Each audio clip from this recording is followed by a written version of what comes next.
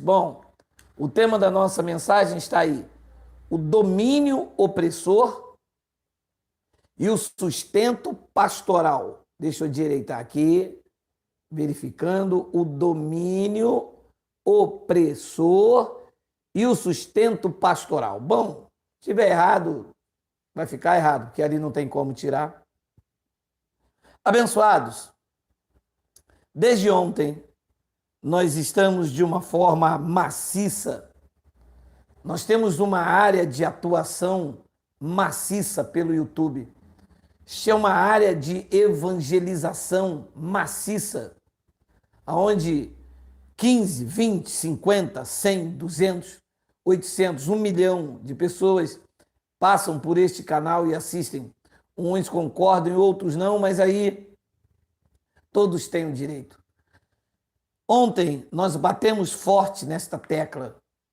Hoje, 11h40, nós também manifestamos isto.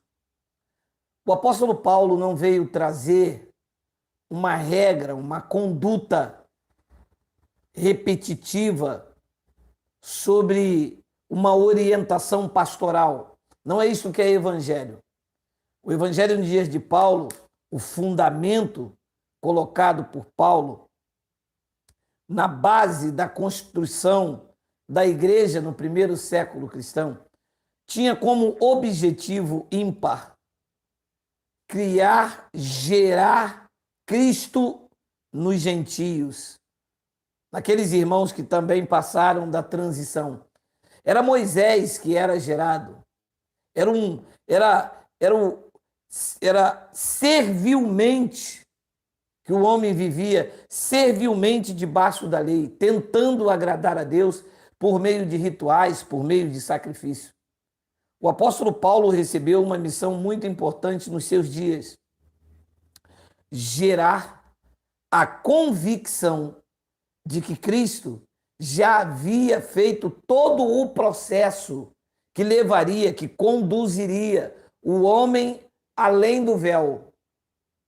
Foi para isso que Paulo explicou aos hebreus que ele intercedeu, foi à frente, dizendo Paulo aos hebreus, por nós aos hebreus, Paulo aos hebreus, sendo âncora da alma. Disse ontem, disse hoje 11h40, infelizmente de lá para cá houve-se um desvio de finalidade. Não foi um desvio de conduta, foi um desvio de finalidade. O evangelho tinha uma finalidade: edificar sobre o fundamento. E nesta edificação trazer paz, liberdade, trazer gozo, que é isto que o reino estabelecido traz: paz, alegria, gozo. E o evangelho, quando ele sai da Grécia, e Paulo combatia os sábios da época, ele, quando chegou na Europa, já chegou como uma instituição e com fins lucrativos, embora para se registrar uma igreja, eles dizem que não tem fim lucrativo. Ouça, sem fins lucrativos, a igreja evangélica já teria sucumbido. A igreja evangélica existe porque ela já mente desde a sua concepção no cartório de pessoas jurídicas. Dizem que não é instituição sem fins lucrativos? Sim, mas os seus fins são lucrativos. Haja visto, os pastores ricos, milionários, enriqueceram da onde? Com o quê? Então eu quero abordar este assunto, o domínio opressor. Não é um domínio saudável, porque se a minha esposa exerce um domínio sobre mim, eu exerço um domínio sobre ela. Só que é um domínio saudável, um domínio natural. Nos dias de Paulo ele dizia: o homem é o cabeça da mulher, a mulher lhe dá o que é direito e o homem da mesma forma. Então há um domínio natural, saudável, prazeroso.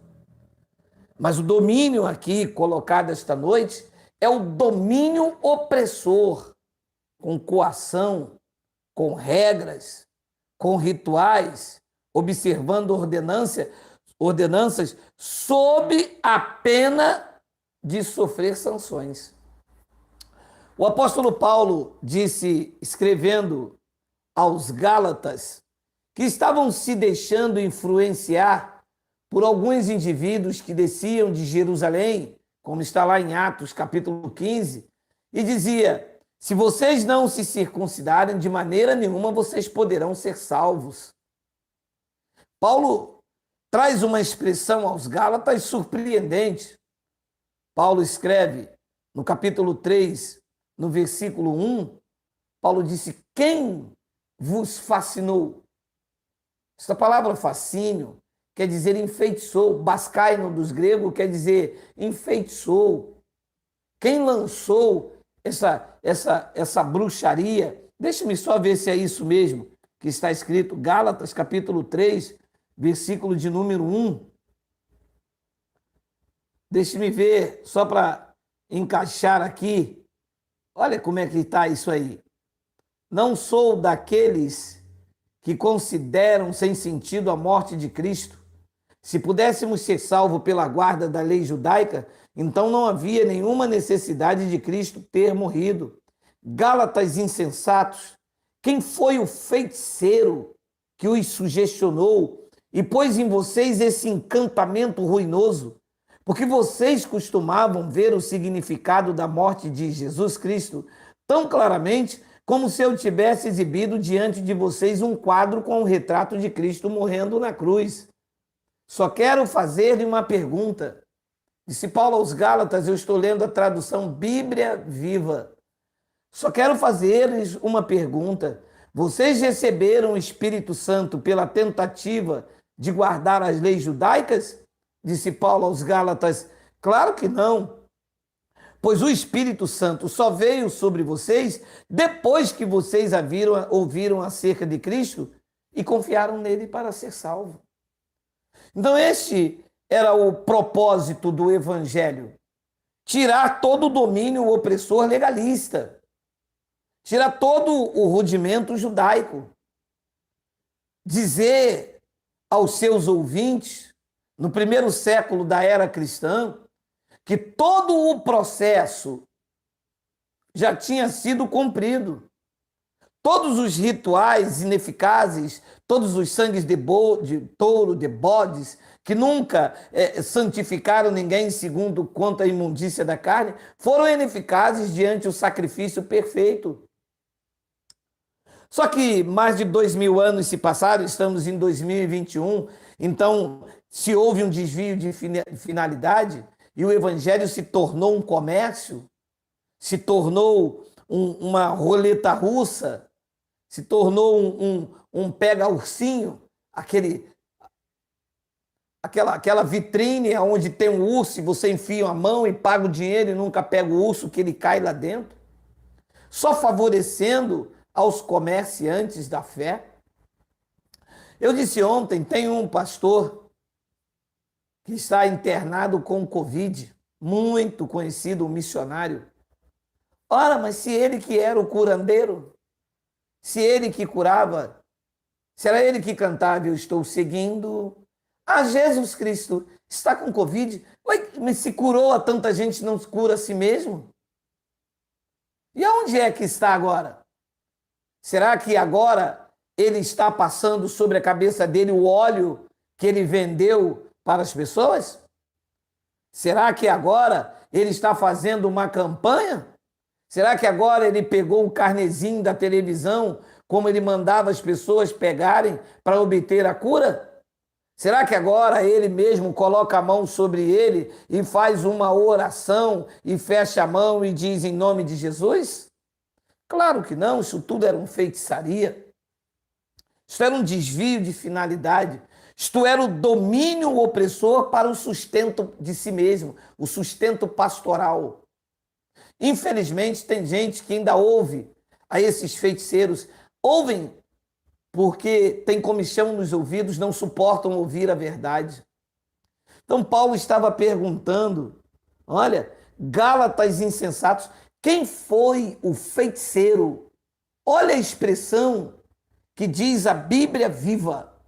em Gálatas capítulo 3, versículo 1, quem foi o feiticeiro que os sugestionou e pôs em vocês esse encantamento ruinoso? Ouça, a igreja de Cristo, a chamada igreja de Cristo, está debaixo de um encantamento ruinoso. Não consegue ver que aquela figura que eles chamam de pastor não reflete a imagem de Deus, não refletem a glória de Deus. Eles não têm boas novas. Não se prega a liberdade, se fazem culto de libertação, mas não prega a liberdade em Cristo. Por quê? Porque aquele homem em cima do púlpito, por não estar dentro do evangelho e ter se tornado um feiticeiro, para nós é um estranho no espelho, não reflete a glória do Senhor, não reflete. Então, Paulo, depois destas admoestações, Paulo diz algo que eu quero, então, a partir daí, conversar com os senhores. Disse Paulo aos Gálatas, no capítulo 4, no versículo de número 8.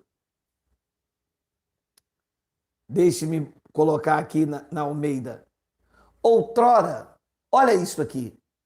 Porém, não conhecendo a Deus, servis a deuses que por natureza não são. Vamos nos reportar na primeira século da era cristã, onde isso está sendo escrito. Paulo está dizendo, outrora vocês não conheciam a Deus. Vocês serviam quem? Serviam a Deus pagão, vocês serviam a Apolo, vocês serviam a Dionísio, vocês serviam a Ísis, vocês serviam a Artemis. Ora, vocês não conheciam a Deus. Vocês, na verdade, vocês serviam a Deus que por natureza não são. E atualizando o software para os nossos dias, muitas das pessoas que me ouvem hoje não conheciam a Deus e serviam então a quem? Serviam a São Jorge, serviam a Ogum, serviam a Santo Antônio, a Padre Cícero, que chamam carinhosamente, né, de Padre Inciso, certo? Mas será quando não conhecia Deus?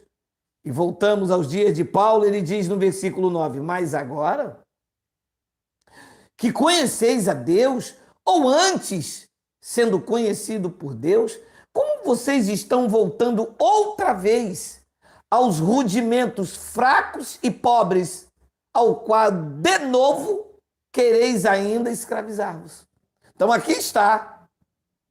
Quando uma pessoa se permite voltar aos rudimentos fracos e pobres apresentados pela igreja evangélica como dogma, como base doutrinária, como uma tese de homilia, a igreja evangélica, o sistema religioso doutrinal, ela tem como base de homilia, ela tem como base doutrinária rudimentos fracos e pobres, mas que escravizam.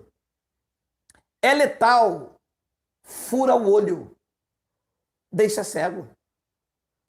E se não houvesse uma interferência divina da graça manifestada, estaríamos nós até hoje diante daquela pessoa, de um feiticeiro com encantamento ruinoso, chamando de meu pastor, chamando de pastorzão, chamando de homem de Deus, de vaso e de profeta, quando na verdade aquilo é um estranho no espelho que não reflete a imagem do Senhor.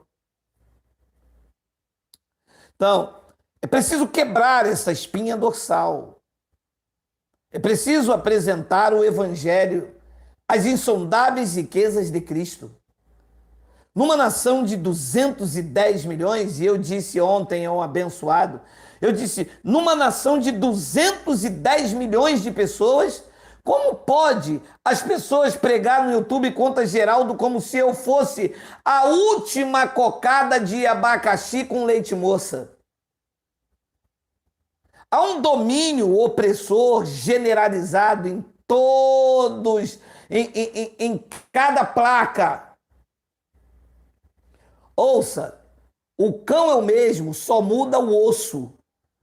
Eles não largam.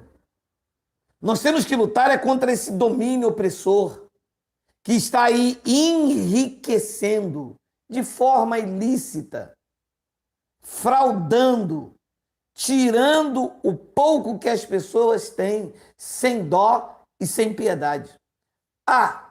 E faz isso tirando de quem não tem e ainda engessando a mente dos incautos a ponto deles defenderem o domínio opressor para dar o sustento pastoral. Mas agora em que conheceis a Deus, ou antes sendo conhecido por Deus, como que vocês estão voltando outra vez aos rudimentos fracos e pobres, os quais de novo quereis ainda escravizar-vos? Versículo de número 10. Guardais dias, meses, tempos e anos. Olha, quanto tempo perdido. Vai guardando dias, meses, tempos e anos. Tudo isto aqui é debaixo de uma doutrina que quer escravizar. É mês que vem, é São Jorge, é Páscoa judaica, é tradição dentro da igreja, é festa da primícia, aí vem cantata de Natal, aí passa o Natal, Réveillon com Jesus, guardando dias, meses e anos e tempos. Aí quando passa o Réveillon com Jesus, aí vem aquele negócio que retiro com os jovens no carnaval. Aí quando volta o carnaval, aí vem a Páscoa, né? Tem igreja que celebra a quaresma. Aí quando termina a Páscoa, vem todo o ritual de novo. Aí vem a festa da primícia. E olha, meu amado, e os crentes vão guardando dias, meses e anos. Vez por outra, cai uma árvore de Jesus está voltando. Vez por outra, vem uma pandemia, Jesus está voltando. E eles vão enriquecendo. Paulo disse no versículo de número 11, receio de vós, tenha eu trabalhado em vão para conosco. Paulo disse, o meu receio é que todo o meu trabalho de gerar Cristo em vocês, de mostrar que o processo foi cumprido, tetelestai, a frase tetelestai, do grego, está pronto, está consumado, não resta mais nada a fazer, não adiantou de nada para a liderança, não adiantou de nada para aqueles que dizem que são pregadores. Ora, se tetelestai, a frase diz que não resta mais nada a fazer, tudo está pronto, como é que eu vou lançar rudimentos fracos e pobres sobre a igreja? Qual é o intuito? Ora, está aí no subtítulo. O intuito é fazer dos clientes, não é crentes, é clientes. O intuito é fazer dos clientes funcionários para pagar o alto salário do alto escalão da liderança. O povo precisa despertar para essas verdades. Ouça, eu vou dizer uma frase aqui interessante. 90% do povo evangélico, nossos irmãos em Cristo, que estão na escravidão no sistema religioso, não estão na igreja por obediência, estão por tolerância. Eles toleram uma doutrina fraca e pobre que quer escravizar. Mas eu acredito que quando eu compartilho uns vídeos, quando você compartilha, quando você dá um like, o YouTube entende que esse vídeo deve ser recomendado e muitas pessoas ainda serão libertas pela nossa instrumentalidade. Porque, na realidade, os vídeos apresentados por nós, pelos pregadores da graça de Deus, são uma verdadeira bomba. São coisas que, quando cai no colo do sistema, meu irmão, ela é lançada como uma granada e no meio de 1000 a granada explode, pode ter certeza. Pelo menos 500 acorda, desperta. Até porque o próprio Espírito já vem incomodando muita gente como incomodou você. Leia esta frase aqui, interessante. Eu não vou ler todo, porque não vai dar tempo. Estou até recuperando da minha voz. Amanhã eu estou tinindo, mas já melhorei bastante. Eu vou ler um trecho, depois vou ler o outro versículo 20. Depois você lê tudo na sua casa. Segunda Epístola de Paulo aos Coríntios, no capítulo 11, no versículo de número 2, leia comigo. Porque zelo por vós com o zelo de Deus, visto que vos tenho preparado para vos apresentar como uma virgem pura o só esposo que é Cristo. Mas receio que assim como a serpente enganou a Eva com a sua astúcia, assim também seja corrompido a vossa mente e se aparte da simplicidade e pureza devida a Cristo. Agora aqui está. Se na verdade, disse Paulo à igreja dos Coríntios, vindo alguém, e eu vou acrescentar aqui, com domínio opressor para ter sustento, vindo alguém prega outro Jesus que não temos pregado. O que é pregado na igreja evangélica não é o Cristo ressuscitado, você sabe disso. Algumas pessoas que me ouvem hoje se espantaram com tanto uma enxurrada de versículos que nunca sequer leram. 20, 30 anos na igreja, nunca leram, incluindo este aqui.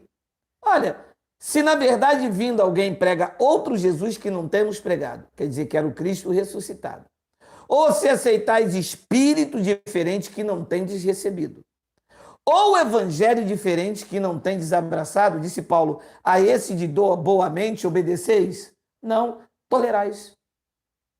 Se é evangelho diferente do que Paulo pregou, ele disse, olha, se vocês aceitarem, estava falando aos Coríntios, se vocês aceitarem um evangelho diferente do que nós temos pregado, a esse, de boamente vocês tolerais. Não é que obedece com satisfação, com alegria, é que vai tolerando. E então ele disse, no 2 de Coríntios, capítulo 11, versículo de 20, olha lá, tolerais quem vos escravize, quem vos devore, quem vos detenha, quem se exalte e quem vos esbofeteia no rosto. Eu, Geraldo, presenciei várias vezes o domínio opressor com essas garras afiadas. Olha, tolerando quem escraviza, tolerando quem devora, tudo isso dentro da igreja, tudo isso em nome de Deus. Um ambiente onde deveria fruir o amor, o respeito, a igualdade, aonde deveria estar todo mundo na mesma estatura. Mas não, o domínio opressor dizia, aquele é o pastor presidente, aquele é o segundo secretário, aquele é o vice-presidente, aquele lá é o diretor de missões. A pompa! O domínio opressor armado. Olha quantas garras afiadas tem esse domínio. Olha só.